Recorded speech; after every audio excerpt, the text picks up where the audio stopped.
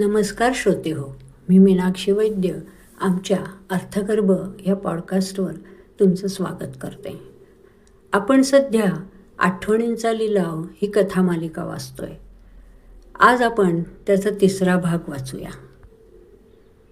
स्वयंपाक करता करता राधाला तो माणूस काय म्हणाला हे आठवलं. या क्लबमध्ये माणसांच्या मनातील सर्वात खास आठवणी विक्रीला ठेवल्या जातात. होय, अगदी तुमच्या आमच्या आठवणी. पहिलं प्रेम, आईचा शेवटचा स्पर्श, विजयाची नशा किंवा पराभवाचं दुःख, सगळं काही. श्रीमंत लोक या आठवणी विकत घेतात आणि मग स्वतःच्या डोक्यात त्याचा अनुभव घेतात. राधाला माहिती होतं आईच्या आजारासाठी औषधं घेण्यासाठी तिला पैसे हवेत. घरातील दागिने आधीच विकले होते. नोकरीतून फार पैसे मिळत नव्हते. आता तिच्याकडे उरलं होतं ते फक्त तिचं मन आणि त्यातील आठवणींची शंख शिंपले. या शिंपल्यांचे पैसे करायला हवे, ती मनाशी पुटपुटली. आईला वाचवायचं असेल तर मला हे करायलाच हवं. 2रा दिवस उगवला. राधा मनाशी निर्धार करून त्या आठवणींचा लिलाव घर आहे तिथे जायला निघाली. पहारेकरांनी तिच्याकडे संशयाने पाहिलं. कोण तुम्ही? पुन्हा इथं कशासाठी आलात? त्याने विचारलं. आठवणी विकायला, राधा म्हणाली. बोलताना राधाचा आवाज थरथरला. तो पहारेकरी तिला आत घेऊन गेला. अंतर्गत हॉलमध्ये पांढऱ्या भिंती, हवेत सुगंध दरवळत होता आणि मध्यभागी एक विचित्र यंत्र होतं. त्या यंत्राला मेमरी एक्स्ट्रॅक्टर म्हणत. एखाद्याच्या मेंदूतून विशिष्ट आठवण काढून ती त्या क्रिस्टलमध्ये साठवण्याची ताकद त्या यंत्रात होती. समोर उभा होता तो डॉक्टर सदृश्य माणूस. काचेचा चष्मा, पांढरा कोट. तुमचं काय नाव आहे? डॉक्टरने राधाला विचारलं. राधा. कुठली आठवण विकायची आहे? राधा थोडीशी थबकली. तिच्या डोळ्यात पाणी आलं. माझ्या आजारी आईच्या बरोबर माझे दिवस कसे जात आहेत हेच कळत नाही. येणारा खर्च आणि होणारी पैशाची तंगी, यात मी खूप फरफटले जाते. हे मला सांगायचं आहे. डॉक्टर थोडा वेळ शांत झाला. मग कठोर स्वरात म्हणाला, तो क्षण काढून घेतल्यावर तुमच्या मनात त्या दिवसाचा अंशही उरणार नाही. खात्री आहे ना? राधाने डोळे मिटले. हो, खात्री आहे. तिला एका खुर्चीत बसवलं. तिच्या डोक्यावर धातूचं हेल्मेट ठेवण्यात आलं. यंत्रातून हिरव्या प्रकाशाच्या लाटा बाहेर पडल्या आणि तिच्या मेंदूतून एक चमकणारा किरण बाहेर निघून क्रिस्टलमध्ये कैद झाला. क्षणभर राधाला असं वाटलं जणू तिच्या हृदयाचा तुकडा कोणीतरी काढून घेतलाय. झालं, तुमची आठवण आता तुमच्याकडे आहे, डॉक्टर म्हणाला. क्रिस्टल हातात घेताच राधाला आईचा चेहरा, तिचं हसणं, तिचा आवाज सगळं धूसर झालं. राधा वेदनांनी थरथरत असताना तिच्या लक्षात आलं की समोरच्या सभागृहात मोठा लिलाव सुरू होणार होता. जगभरातून आलेले श्रीमंत लोक आपापल्या जागी बसले होते. एखाद्याला आपल्या संग्रहासाठी आठवणी विकत घ्यायच्या होत्या, तर एखाद्याला शत्रूच्या मनात डोकावण्यासाठी त्या वापरायच्या होत्या. घोषक मंचावर आला. आजच्या लिलावातील पहिली आठवण, आजारी आईसोबतचे संघर्षयुक्त दिवस. एक अद्वितीय भावनिक अनुभव. पोली सुरू होते. राधा पडद्यामागून पाहत होती. तिचं हृदय धडधडत होतं. एक व्यापारी उठून म्हणाला, 5 लाख. दुसरा म्हणाला 7 लाख. तिसरीकडून आवाज आला 10 लाख.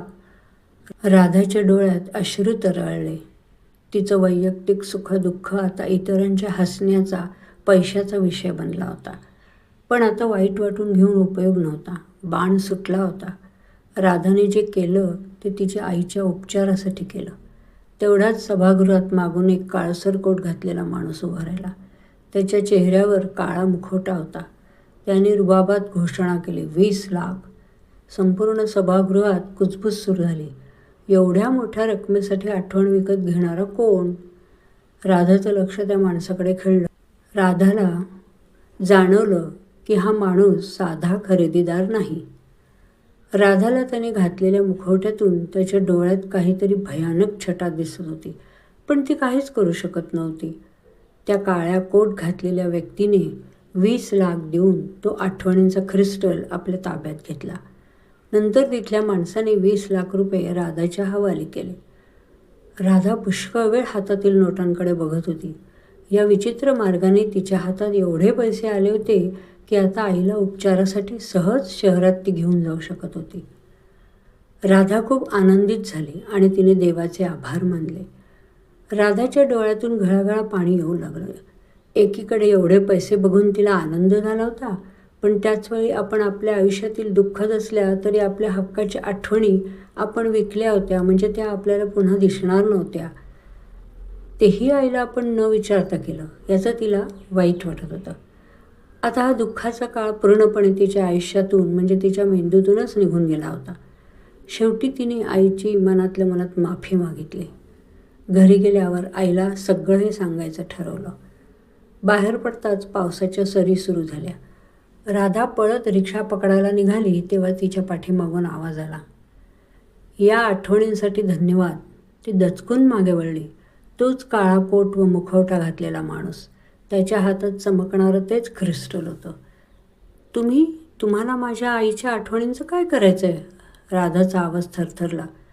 तो माणूस हसला आणि म्हणाला, आठवणी या फक्त भावनिक अनुभव नसतात बाई, त्यात काहीतरी सत्य दडलं असतं. सत्य? हो, तुमच्या आईने खूप वर्षापूर्वी काही पाहिलं होतं.